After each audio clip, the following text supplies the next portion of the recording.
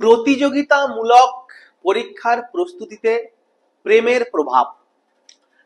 আমরা সাধারণ ঘরের বাঙালি ছেলেমেয়েরা যে ধরনের প্রেম করে থাকি, যা প্রেম আমরা দেখতে পাই, তার মোটামুটি তিনটে ভাগে ভাগ করা যায়। ব্রডার ক্লাসিফিকেশন: একপাক্ষিক, পারস্পরিক, আদর্শ।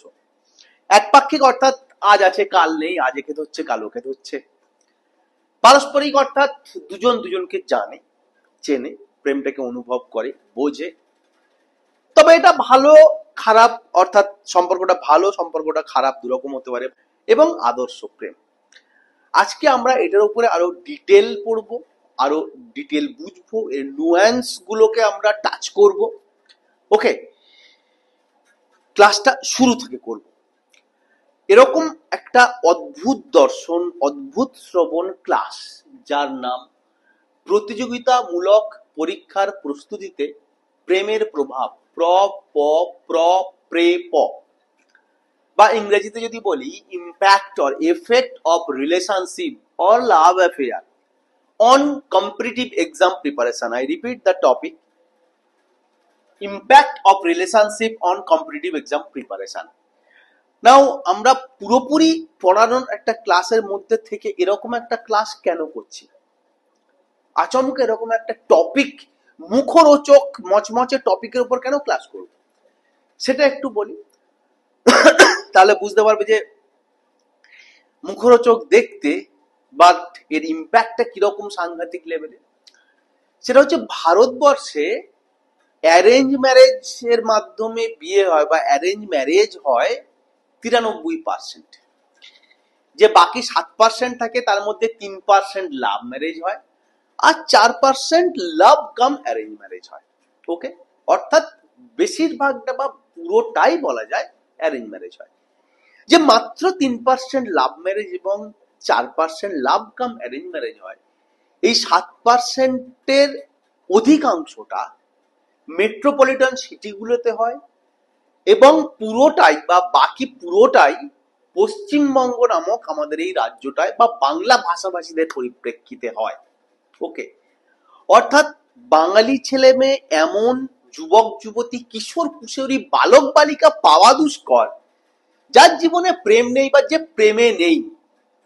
ওকে, এই সিচুয়েশনে কিছু স্টুডেন্ট, কিছু ভাই বোন আমাদের সাথে ইন্টারঅ্যাক্ট করে, আমাদেরকে মেসেজ করে বা ফোন করে বা দেখা হলে শেয়ার করে কিছু সমস্যা, যে প্রেম তাদের পরীক্ষার প্রস্তুতিতে সাহায্য করছে না ক্ষতি করছে, প্রেম কিভাবে তাদের পরীক্ষার প্রস্তুতিটাকে রিশেপ করছে, মোল্ড করছে, কোথায় প্রেম তাদের পড়াশোনাটাকে ক্ষতি করছে, প্রেম কোথায় তাদের পড়াশোনাটাকে এগিয়ে দিচ্ছে।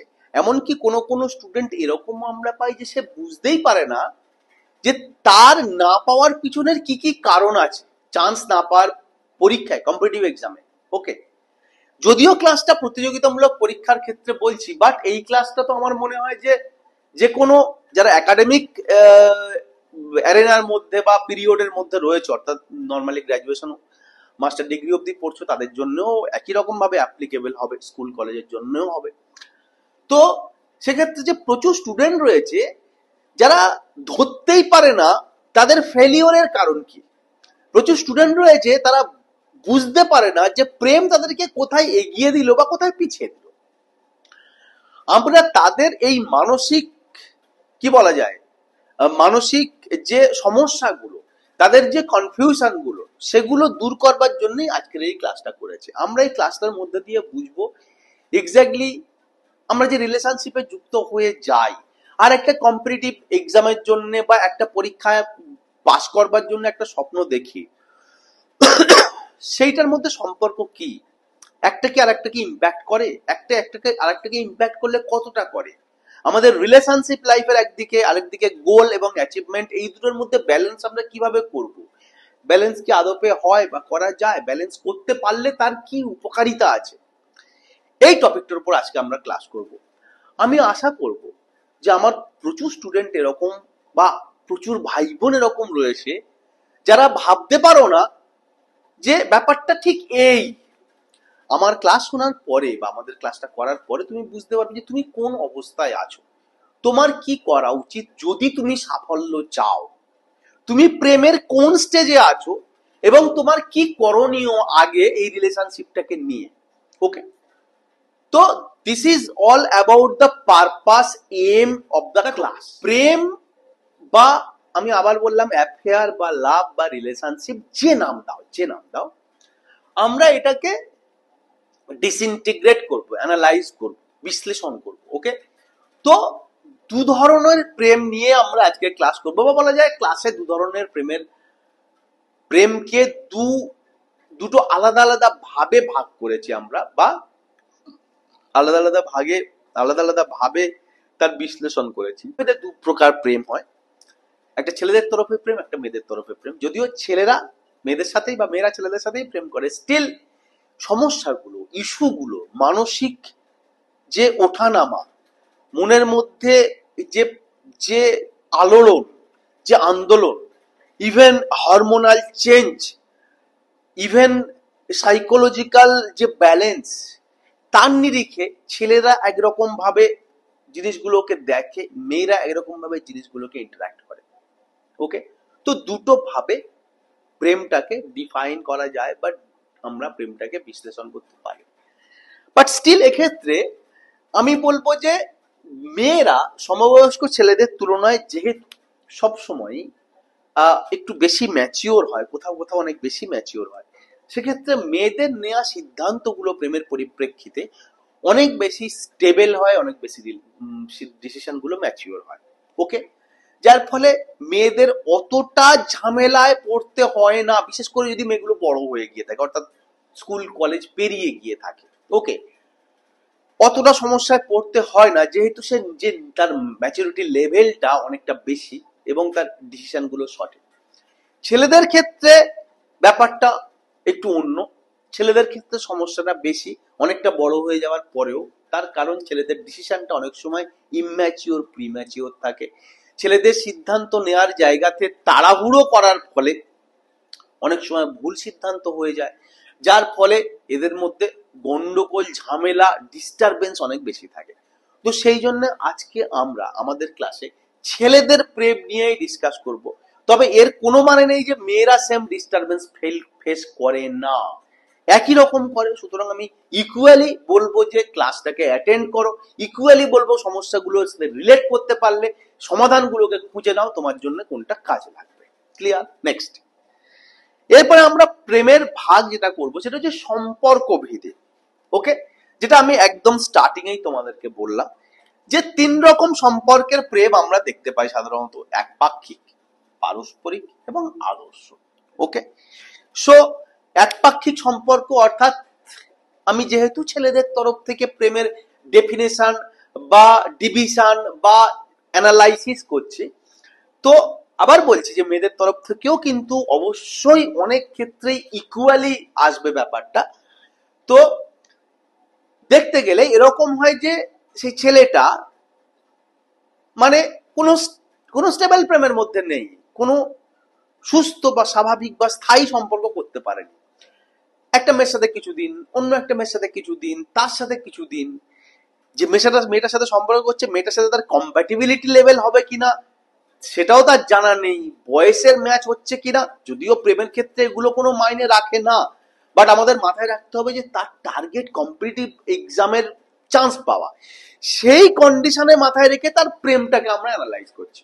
আমি প্রেমকে কোনোভাবেই তুচ্ছ করছি না, প্রেমকে কোনোভাবেই এখানে গুণমুগ্ধ করছি না, আমি শুধু বিশ্লেষণ করছি। ওকে, সো মাইন্ডেড, এটাকে জাজমেন্টাল ওয়েতে নেবে না, এটা প্রবলেম শুটিং বা সলিউশন টাইপের একটা ক্লাস হিসেবে দেখবে। তো একপাক্ষিক প্রেমের এই বৈশিষ্ট্যগুলো বা বিষয়গুলো রয়েছে। ওকে, বা একপাক্ষিক প্রেম কাকে বলে আমরা এইগুলোকে বুঝলাম, যে হয়তো অনেকটা বড়, হয়তো অনেকটা ছোট, হয়তো সামাজিক বা যে ক্লাসিফিকেশন বা আর্থসামাজিক যে শ্রেণী বিভাজন তাতে অনেকটা তফাতে আছে ছেলেটা বা মেয়েটা, প্রেম হয়ে গেছে ছেলেটার তরফ থেকে। একপাক্ষিক প্রেম, মেয়েটা হয়তো অতটা রেসপন্স করছে না বা জানে না। ওকে, পারস্পরিক প্রেম কি? পারস্পরিক প্রেম শুরুতেই বলেছিলাম যে দুজনেই দুজনকে বোঝে, জানে, প্রেমের মধ্যে আছে, প্রেমটাকে ফিল করে, প্রেমটাকে উদযাপন করে, বাট স্টিল তার মধ্যেও অনেক রকম বৈশিষ্ট্য আছে। ওকে, আমরা সেই বৈশিষ্ট্যগুলোর ভিত্তিতে পারস্পরিক প্রেমটাকে দুটো ভাগে ভাগ করতে পারি, একটা স্টেবল, একটা টক্সিক। অর্থাৎ প্রেম আছে, চলছে, ঠিকঠাক আছে, ওকে, তো দুজনেই মোটামুটি দুজনের জন্য ওয়েল বিইং রয়েছে, সেটা স্টেবল। আর টক্সিক মানে টক্সিক প্রেম যা হয় তা ডিটেলে আসবো। এবং আদর্শগত প্রেম বা ideal relationship, ideal love, ideal partnership, ideal considerate partner, ওকে।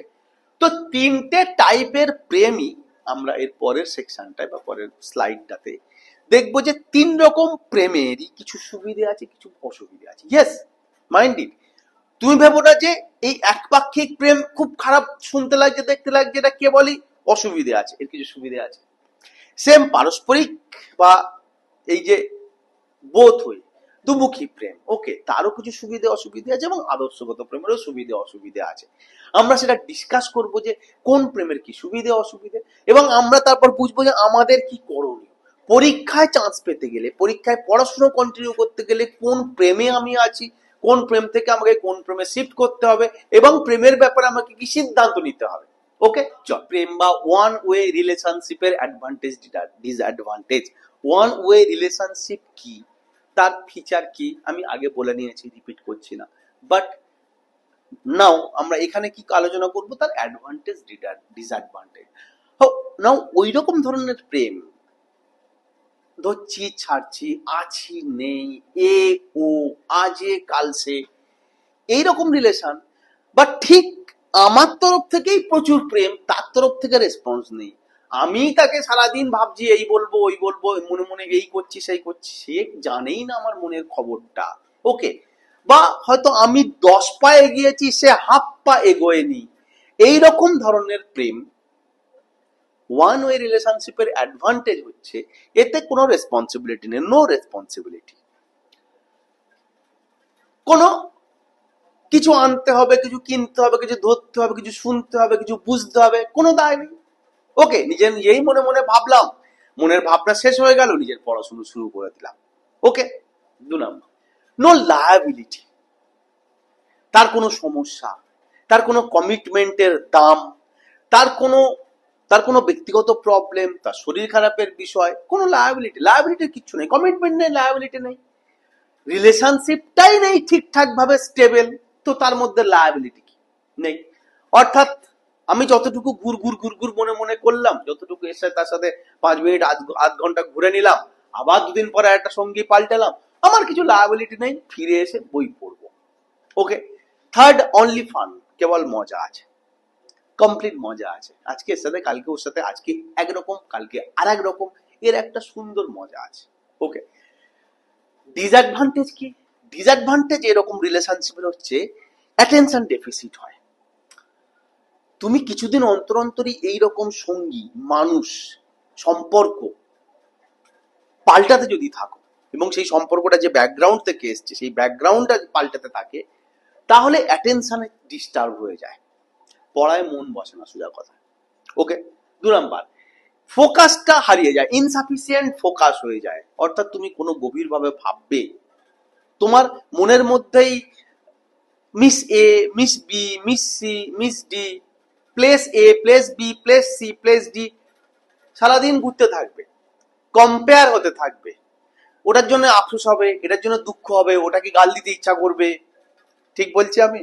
এরকম হয়, কার কার এরকম হয়েছে? আমি খুব খুশি হব যদি অনেস্টলি এবং ব্রেভলি কেউ কমেন্ট সেকশনে জানাও যে তোমরা এই রিলেশনশিপটাকে রিলেট করেছো বা লাইফে কোনো একটা অংশে কাটিয়েছো, ওকে। সো ফোকাস ইনসাফিসিয়েন্ট হয়ে যায়। থার্ড কি, অবভিয়াসলি প্রথম দুটোর কারণে টাইম ইস্যু হয়ে যায়, ওকে। টাইম ম্যানেজ করা খুব মুশকিল হয়ে যায়, তার কারণ কোনো স্টেবিলিটি নেই না, একটা নির্দিষ্ট মানুষের সাথে একটা নির্দিষ্ট সময়, একটা নির্দিষ্ট দিনে দেখা করা, কথা বলার যে কমিটমেন্ট, সেটা তো নেই। এ একরকম টাইম দিচ্ছে, ও একরকম, 10 জায়গায় টিউশনি ধরলে যেরকম হয়, 10 জায়গায় এরকম প্রেম করলে হতে পারে, একসাথে 2-3 জায়গায় যদি প্রেম করে থাকো, তো তুমি টাইম দেবে কি করে? তো ওদের সাথে টাইম যদি দিতে না পারো, ডিস্টার্ব হয়ে যাও, তো পড়ার ক্ষেত্রে টাইম দিতে পারবে না। And fourth last thing, disadvantage কি, ম্যানিয়া হয়ে যায়, একটা অসুখ হয়ে যায় কোনো নির্দিষ্ট বিষয়ে। সে কেবল পড়াশুনো নয়, শরীরে, মনে, মানসিকতায় কোনো একটা জিনিসের প্রতি যে একমুখিতা, যে ডেডিকেশন, ওকে, সেইটা নষ্ট হয়ে যায়। কেবল পছন্দটা পরিবর্তন হতে থাকে এবং পছন্দের মধ্যে, প্রেমের মধ্যে যে মানবিক সম্পর্ক, যে মানসিক সম্পর্ক, যে আত্মিক যোগাযোগ, সেগুলো হারিয়ে যায়। প্রেম শরীরে কি বলা যায় পরিবর্তিত হয়ে যায়। প্রেম কেবল শারীরিক সান্নিধ্যর বৈশিষ্ট্যগুলোকেই প্রাধান্য দেয় এবং এটা একটা অসুখে পরিণত হয়, নানা রকম অসুখে পরিণত হয়। তো পড়াশোনা তখন একেবারেই শেষ হয়ে যেতে পারে। তোমাকে ডিফাইন করতে হবে, আইডেন্টিফাই করতে হবে তুমি যে রিলেশনশিপটাতে আছো সেটা ঠিক কেমন, সেটা এরকম নয় তো। ওকে, তো অ্যাডভান্টেজ ডিসঅ্যাডভান্টেজ আমরা পড়লাম এক পাক্ষিক প্রেমের ক্ষেত্রে। বোথ সাইড লাভ, ওকে, কি সুন্দর একটা বিষয়। পারস্পরিক স্নেহ, ভালোবাসা, সম্পর্ক, পারস্পরিক প্রেম, আমরা তার উপরে আলোচনা করব। পারস্পরিক প্রেমের বৈশিষ্ট্য আমি যেহেতু আগের স্লাইডে বলে দিয়েছি, তাই আমি এক্ষেত্রে অ্যাডভান্টেজ ডিসঅ্যাডভান্টেজ বলবো। পারস্পরিক প্রেম দুজন দুজনকে জানে, চেনে, বোঝে, কথা বলে, সময় দেয়, রিলেশনশিপটার মধ্যে রয়েছে স্টেবল রিলেশনশিপ। ওকে, এখন স্টেবল রিলেশনশিপের আমি আগেই বলেছি দুটো ভাগ আছে, বা পারস্পরিক বোথ সাইড রিলেশনশিপের দুটো ভাগ আছে। একটা স্টেবল, ভালো দিকটা স্টেবল, খারাপ দিকটা টক্সিক। ওকে, সো আমাদের অ্যাডভান্টেজ গুলো স্টেবল সাইডে পড়ে, ডিসঅ্যাডভান্টেজ গুলো টক্সিক সাইডে পড়ে। অর্থাৎ প্রেম যতক্ষণ স্টেবল ততক্ষণ অ্যাডভান্টেজ, প্রেম যখন টক্সিক তখনই ডিসঅ্যাডভান্টেজ। তোমাকে বুঝতে হবে যে তুমি কোন প্রেমের কোন জায়গায়, কোন স্টেটে রয়েছো, কোন স্টেজে রয়েছো। ওকে, এবং তোমাকে কি করতে হবে, তোমার টার্গেট। আমি এখানে প্রেমের ক্লাস করাচ্ছি না যে তুমি প্রেম করবে কি করে, আমি চাইছি যে তুমি প্রেম এই বিষয়টাকে মাথায় রেখে এটাকে কিভাবে ডিল করবে তোমার পরীক্ষার সাকসেসের জন্য। ক্লিয়ার? চল, বোথ সাইড রিলেশনশিপের অ্যাডভান্টেজ হচ্ছে ইন্সপিরেশন। ছেলেটা মেয়েটার জন্য বা মেয়েটা ছেলেটার জন্য ভাবছে যে ওই আমার সব, আমাকে ওর জন্য এই রিলেশনশিপটার জন্য, এটাকে এস্টাবলিশমেন্ট, আমাদের এস্টাবলিশ করার জন্য আমাকে পড়তে হবে, আমাকে পরিশ্রম করতে হবে, আমার নিজের পায়ে দাঁড়াতে হবে। প্রেমের সবচেয়ে বড় যে পুণ্যের জায়গা, সবচেয়ে বড় যে মহত্ব, সেটা হচ্ছে এইটা মোটিভেশন। মোটিভেশন কি? মোটিভেশন হচ্ছে যে এগেন যে ও আমার সবকিছু, একটা কমিটমেন্ট রয়েছে, ও আমার সবকিছু, আমি ওর জন্য আরো পরিশ্রম করব, আমি আমার বন্ধুর জন্য, বান্ধবীর জন্য, প্রেমিকার জন্য, প্রেমিকের জন্য শেষ অবধি হাঁটবো, শেষ অবধি যাবো, যত দূর পরিশ্রম করতে হয়, যা শিখতে হয়, যা বুঝতে হয় আমি করব, আমাকে দাঁড়াতেই হবে, ওই আমার জীবনের সব। থার্ড কি? মরাল সাপোর্ট। কোনো কারণে কষ্ট পেয়ে গেছো, দুঃখ পেয়ে গেছো, অন্য কোথাও থেকে ব্যথা পেয়ে গেছো, প্রিলিমিনারিতে ফেল করেছো, প্রিলিমেন্স পাস করে ইন্টারভিউতে ব্যর্থ হয়েছো, তোমাকে সাপোর্ট দেবে যে না, সে তোমার পাশে আছে, ভালো খারাপ হোক, আপ ডাউন হোক, সে তোমার পাশে আছে। This is the advantage, this is the মানে best most effective advantage. Okay, next, sense of responsibility. ভবিষ্যতের জন্য একটা কমিটমেন্ট, তার কি হয়েছে, পার্টনারের কি সুবিধে, পার্টনারের কি অসুবিধে, পার্টনার কি চায়, ছোট ছোট জিনিস দরকার, তার এটা এনে দিতে হবে, তার একটু অসুখ করেছে, একটু ডাক্তারখানা নিয়ে যেতে হবে, কি একটু ওষুধ এনে দিতে হবে। এই এই যে সেন্স অফ রেসপন্সিবিলিটি, এইটা তৈরি হয়, তাকে একটা সঠিক মানুষ হিসেবে ভবিষ্যতে পরিণত করে, একটা সঠিক দায়বদ্ধ উপযুক্ত একটা নাগরিকে পরিণত করে। তার এই সেন্স অফ রেসপন্সিবিলিটি যা তার প্রেম থেকে আসে, advantage. And healthy pressure. Healthy pressure মানে এইটা যে প্রেম না থাকলে অনেক সময় আমার কি হবে, আমি একাই চলে যাব, আমি একটা মানুষ, একা মানুষ, আমার খুব সামান্যই দরকার, আমার জীবনে কিছু না হলেও চলবে। বাট প্রেম তোমাকে একটা কম্পিটিশনের মধ্যে রাখবে যে না, আমি একজনের দায়িত্ব নিয়েছি, সুতরাং আমাকে পড়তে হবে, আমাকে দাঁড়াতে হবে, আমাকে স্টেবল হতে হবে, আমাকে এস্টাবলিশ হতে হবে। ওকে, তো এই চাপটার ভেতরে একটা প্রেম তোমাকে ঢুকিয়ে দেয় যে না, তুমি এরকম লাগাম ছাড়া গরু গাদার মতন একা একা ঘুরবে না, তোমার দায়িত্ব আছে, তুমি আর একটা মানুষকে সঙ্গে নিয়ে চলার কমিটমেন্ট করেছো, সুতরাং তোমাকে পড়তে বসতে হবে, তোমাকে প্র্যাকটিস করতে হবে। এই প্রেসারের মধ্যে রাখে, লুজ করে দেয় না, অ্যাডভান্টেজ। স্টেবল রিলেশনশিপের অ্যাডভান্টেজ বা স্টেবল রিলেশনশিপের সুবিধা। ডিসঅ্যাডভান্টেজ কি? যখন রিলেশনশিপটা এগুলো বাড়াবাড়ি হয়ে যায়, টক্সিক হয়ে যায়, তখন ডিসঅ্যাডভান্টেজ কি? ডিসঅ্যাডভান্টেজ সবসময় যে টক্সিক রিলেশনশিপেরই হবে তার কোনো মানে নেই। এই অ্যাডভান্টেজ গুলোই যখন বেশি হয়ে যায় বা অ্যাডভান্টেজের বৈশিষ্ট্যগুলো যখন টু মাচ হয়ে যায়, তখনই শুরু হয় সমস্যা। যেমন ডিস্ট্রাকশন, মনে হয় আরেকটু দেখি, আরেকটু কথা বলি, আর একবার গিয়ে সপ্তাহে দেখা করি, একটু ফোন দেখি কি মেসেজ করলো, কিসের চিহ্ন পাঠিয়েছে, কি লাইক করলো কিনা, আমাকে সে কি বললো, মনের মধ্যে সারাক্ষণ ভেতরে ভেতরে প্যালপিটেশন, ভেতরে ভেতরে খলবলি তৈরি হয়। হ্যাঁ, যে ইস আরেকটু যদি দেখা হতো, আরেকটু যদি কথা বলা হতো, যদি হাতটা ধরা যেত, যদি চুমটা খাওয়া যেত। ওকে, তো এগুলো ডিস্ট্রাকশন করে এবং ডিস্ট্রাকশন থেকে তোমার টাইম ওয়েস্ট হয়। তুমি আরো একটু দেখতে চাইছো, আরো একটু শুনতে চাইছো, আরো একটু, সব ভালোবাসা, সব সম্পর্ক, সব মন শরীর দেহ যেন সব এখনই হলে ভালো হয়। বয়সটাই তো ওই রকম, দোষ তো কিছুর নেই, দোষ কিছুরই নেই, বিষয় তোমার কন্ট্রোলের। তো তুমি আরো আরো আরেকটু চক্করে পড়ে না আসল জায়গা থেকে সরে গেছো, এরকম হয়ে যায়।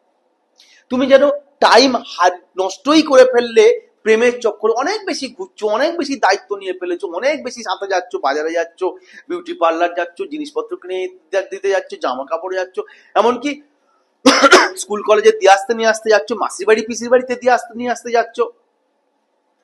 বোঝাতে পারছি কোথায় তোমার স্টেবল রিলেশনশিপের অ্যাডভান্টেজ থেকে টক্সিক রিলেশনশিপে চেঞ্জ হয়ে যাচ্ছে বিষয়টা।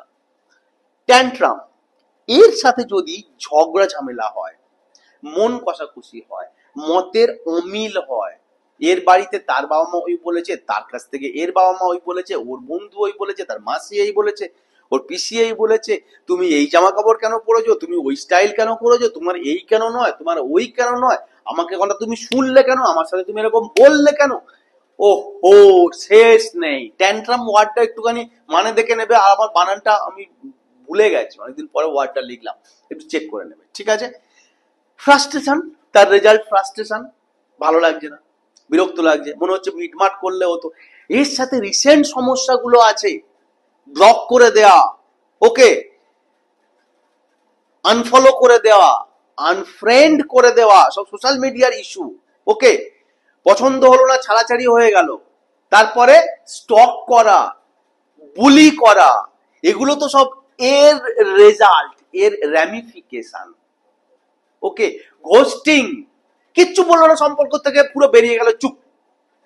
কি হয়েছে খোলাখুলি আলোচনা নেই, ভালো মন্দ বোঝাপড়া নেই, এসো বসো, তোমার এইটা পছন্দ হয়নি, আমার এইটা পছন্দ হয়নি, তুমি এটা অ্যাডজাস্ট করো, আমি এটা অ্যাডজাস্ট করি, কোনো ডিসকাশন নেই, জাস্ট কিছু একটা ঘটনা ঘটলো, সেখান থেকে পুরো আউট। বোঝাই যাচ্ছে না কি হয়েছে, কেন সম্পর্কটা ভাঙলো, ছেলেটা কাঁদতে কাঁদতে কাঁদতে কাঁদতে, মেয়েটা কাঁদতে কাঁদতে কাঁদতে কাঁদতে শেষ হয়ে গেছে। ঘোস্টিং, এইসব বিষয়গুলো এখানে আসে, টক্সিক রিলেশনশিপে আসে। And last of all, destruction. মনে করতে পারবে যে একপাক্ষিক প্রেমেরও একটা ম্যানিয়া লাস্ট ডিসঅ্যাডভান্টেজে ছিল, যা তোমার শেষ করে দিতে পারে, অসুস্থ করে দিতে পারে। সেম হেয়ার, একটা খারাপ সম্পর্ক তোমার জীবন নষ্ট করে দিতে পারে। পড়াশুনো তো অনেক দূরের কথা, অনেক পরের কথা।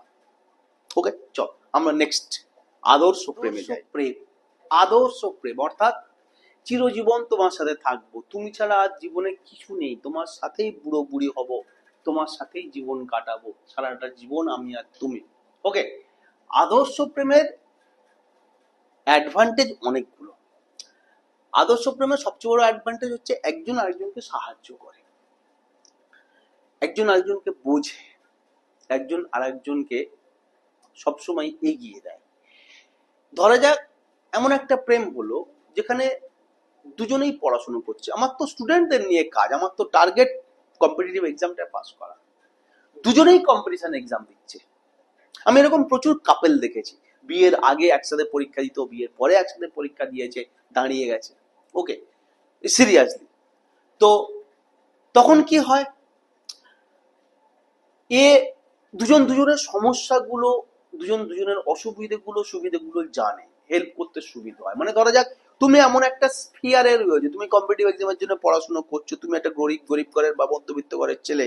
ওকে, এমন একজনের সাথে প্রেম করলে যার এই বিষয়গুলো সম্বন্ধে আইডিয়া নেই, স্যার তার হয়তো এরকম চাকরি বাকরির ব্যাপার নেই, সে হয়তো বড় লোকের মেয়ে বা ব্যবসা বাড়ির মেয়ে, বা তার অন্য কোনো প্ল্যান রয়েছে, কম্পিটিটিভ এক্সামের ব্যাপার তার নেই, তার প্ল্যান বি সি ডি আছে। তো সে তোমার লাইফটার যে চ্যালেঞ্জ সেগুলো সম্বন্ধে কমপ্লিটলি ইগনোরেন্ট অ্যান্ড আনঅ্যাওয়ার, তোমার অসুবিধা গুলো সে বুঝতে চাইছে না। বাট এক্ষেত্রে তা না, এক্ষেত্রে দুজন দুজনকে জানছে, বুঝছে এবং দুজন দুজনের অবস্থাগুলোকে রিলেট করে, যেহেতু দুজনেই সেম কন্ডিশনে রয়েছে। তো একজন আরেকজনকে হেল্প দেবে, একজনের নোট আরেকজন পড়বে, একজনের টিচারের সাজেশন আরেকজনকে দেবে, একটা মক টেস্ট নিয়ে দুজন মিলে ডিসকাস করবে, এক জায়গায় কোচিং এর সিরিজ নিয়ে বা এক জায়গায় ভর্তি নিয়ে সেটা দুজন মিলে শেয়ার করবে, সুবিধে। সেকেন্ড কি, অপটিমাম টাইম ইউটিলাইজেশন। ধরা যাক বৃষ্টির মধ্যে, ধরা যাক একটা দিন বৃষ্টির মধ্যে বেড়াতে গেছে, ওকে, তো বেড়াতে গিয়ে খুব বৃষ্টি হচ্ছে, ছাতা খাটিয়েছে, চুম খাবো খাবো এরকম একটা ভাব, খুব একটু হাতে হাত রেখেছি, ভালোবাসার প্রচন্ড ইচ্ছে হচ্ছে, সেই সময় দুজন মিলে ধরো এই ডিসকাশন শুরু হয়ে গেল যে ক্লাউড ব্রাস্ট কি জিনিস, বৃষ্টি হচ্ছে না, হ্যাঁ, তারপরে আর্টিফিশিয়াল রেন কি জিনিস, কত মিলিমিটার বৃষ্টি হচ্ছে এইটা, ওকে। তো যতটুকু সময় দেখা হচ্ছে সেই সময়টাতেও তারা পড়াশুনোর ডিসকাশন করছে। একজন ধরা যাক সামনে ইন্টারভিউ রয়েছে, সামনে তার প্রেমিকাকে বা বান্ধবীকে বলছে যে আমি ইংরেজিতে কথা বলতে চাইছি, তো দেখো আমি ইংরেজিতে কথা বলতে পারছি কিনা, তুমি আমার সামনে দাঁড়াও, তুমি ইন্টারভিউয়ারের মতো কোশ্চেন করো, আমি উত্তর দিই। দিস হ্যাপেন্স, দিস হ্যাপেন্স, এরকম ঘটে, এরকম আমাদের জীবনে ঘটে, এই সহযোগিতা, এই প্রেরণা। 3 নাম্বার কি, one partner success relationship stands, অর্থাৎ দুজনেই স্ট্রাগল করছে, দুজনেই চেষ্টা করছে। এখন এমন দুজন চেষ্টা করছে যাদের অবস্থা সেম, যাদের বাড়ি থেকে যে ব্যাপারগুলো থাকে সেগুলো অনেকটা কাছাকাছি, দুজনেইতেই বাড়ি থেকে চাপ দিচ্ছে, দুজনেই বলছে তোমরা তাড়াতাড়ি পরীক্ষায় পাস করো, দুজনেই মেয়েটার ক্ষেত্রে হয়তো বলছে বিয়ে করে নাও। এইরকম একটা রিলেশনশিপে কেউ একজন যদি দাঁড়িয়ে যায় না, মানে কেউ একজন স্ট্যান্ড করে যায়, রিলেশনশিপটাও দাঁড়িয়ে যাবে। অর্থাৎ এক্ষেত্রে ছেলেটা কি মেয়েটা এটা ইম্পর্টেন্ট না, দুজন ভালোবাসার ছেলে মেয়ের মধ্যে একজন কেউ চাকরি পেয়ে গেলে সে বাড়িতে গিয়ে বলতে পারবে যে বাবা আমি তো চাকরি করছি, ও না করলেও চলবে, বা ওর 2 বছর 4 বছর আমি সময় দিতে পারি, তাড়াহুড়ো করার দরকার নেই, আমি তো করছি। এটা বিরাট বড় ফ্যাক্টর। অ্যান্ড ডিপেন্ডেন্স, অবভিয়াসলি এক্ষেত্রে নারী পুরুষ আর আলাদা না, ছেলে মেয়ে আলাদা না, দুজনের সমান জায়গায় রয়েছে, একজনের উপর আরেকজন ডিপেন্ড করতে পারবে। মানে জেনারেলি দেখবে যে কোনো মেয়ে সে সার্ভিস হোল্ডার যদি হয়, তো সে তেমন কাউকে বিয়ে করে অ্যারেঞ্জ ম্যারেজের ক্ষেত্রে যে সেই ছেলেটা তার চেয়ে বেশি মাইনে বা বেশি উপার্জন করে, বা সোশ্যাল স্ট্যাটাসে অনেক আরো উপরে আছে মেয়েটার। এবং ছেলেদের ক্ষেত্রে কি হয়, ছেলেদের এখনকার দিনের প্রেফারেন্স থাকে যে ওয়ার্কিং একটা লেডিকে বিয়ে করবে, স্টিল ওয়ার্কিং না হলেও চলবে। এই ডিফারেন্সটা, এই মেন্টাল সোসাইটাল ডিফারেন্সটা স্টিল অকার্স। বাট এই ক্ষেত্রে দুজন দুজনকে এমন ভাবে পরস্পরের নির্ভরশীল হয়ে যায় বা একজন আরেকজনের প্রতি সাপোর্টিভ হয়ে যায় যে একজন কেউ হলেই হলো, কাজটা চলে যাবে, রিলেশনশিপটাকে এস্টাবলিশ করা যাবে। ক্লিয়ার? না, ডিসঅ্যাডভান্টেজ কি আদর্শ প্রেমের ডিসঅ্যাডভান্টেজ হচ্ছে যে challenges due to social media. এখন সোশ্যাল মিডিয়া এমন একটা প্ল্যাটফর্ম তৈরি করেছে, সারাক্ষণ কম্প্যারিজন হচ্ছে তোমার পার্টনারের সাথে, এবং আমরা যে খবরগুলো দেখি যে একে ছেড়ে চলে যাচ্ছে, ও ওকে ছেড়ে চলে যাচ্ছে, যে এত বেশি রিলেশনশিপ ব্রেক হচ্ছে, এত বেশি ডিভোর্স হচ্ছে, এত বেশি মানে যে ব্রেকআপ হয়ে যাওয়ার আসল কারণই হচ্ছে তার তো সম্পর্কটা জুড়ে ছিল একসময়, ব্রেকআপ মানে তার সময় জুড়ে ছিল, আজকে তাই ভাঙছে। জুড়ে ছিল মানে তারা তো তাদেরকে ভালো লেগেছিল, ভালোবেসেছিল, কাছে এসেছিল, তাই তো সম্পর্কটা জুড়ে ছিল। ভেঙে গেল কেন? ভেঙে গেল তার কারণ আমরা সারাক্ষণ কম্পেয়ার করছি, আমরা সারাক্ষণ খুঁজছি যে ও এটার চেয়ে বেশি ভালো। আগে এই ব্যাপারটা ছিল না, হলো তো হলো, ব্যাস রয়ে গেল।